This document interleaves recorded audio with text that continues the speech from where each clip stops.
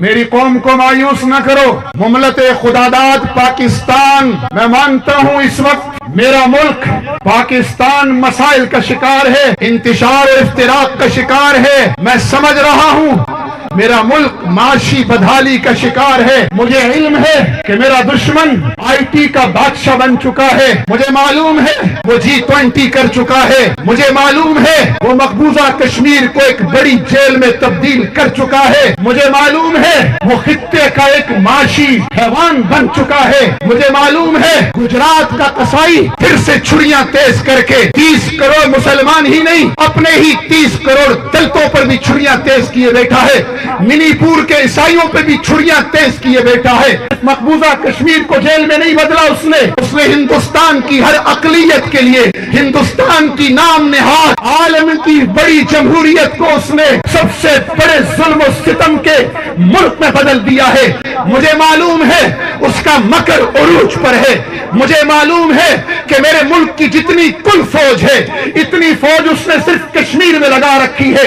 مجھے معلوم ہے ایک طرف وہ خالصتان میں سکھوں کو رگڑ رہا ہے، دوسری طرف وہ اپنے ہم مذہب دلتوں کو بھی زندگی کے بنیادی حقوق سے محروم کر رکھا ہے، تیسری طرف اس نے 10 کروڑ آدی واسیوں پر بھی زندگی آزاد کر دی ہے. میں جانتا ہوں کہ اس وقت 7 سسٹر میں کیا ہو رہا ہے. مجھے علم ہے کہ اس نے منی پور کے اندر گرجا گھروں کو بھی جلا کر اس کی آگ بھی میرے ملک میں دھکیلنے کی کوشش کی ہے. میں ان سب حالات کے باوجود کہ جبکہ وہ G20 کر چکا ہے ایک مرتبہ پھر زر خرید اینکر میرے ملک کے پاکستان کو کمزور بنانے میں لگے ہوئے ہیں.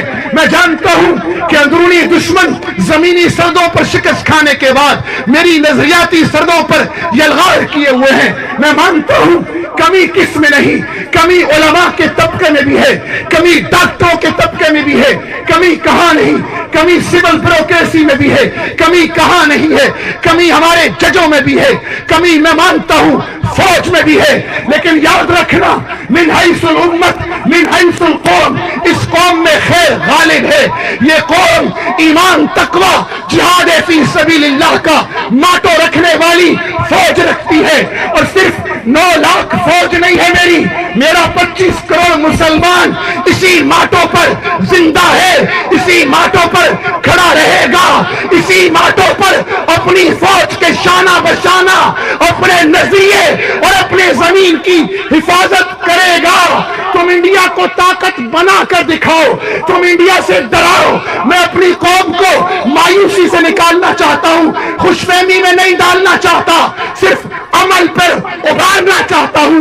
قوت محرکہ دلوں میں پیدا کر کے یقین اور عمل پر لا رہا ہوں. 2018 میں کہا تھا ادھر فتح ہوگی. آج قرآن و سنت کی روشنی میں شہیدوں کا یہ وارث، رسول اللہ کا یہ غلام، اس عظیم دھرتی پاکستان جس کی بنیاد لا الہ الا اللہ محمد الرسول اللہ پر ہے، اگر میری بنیاد کمزور ہوتی میں مایوس ہو جاتا.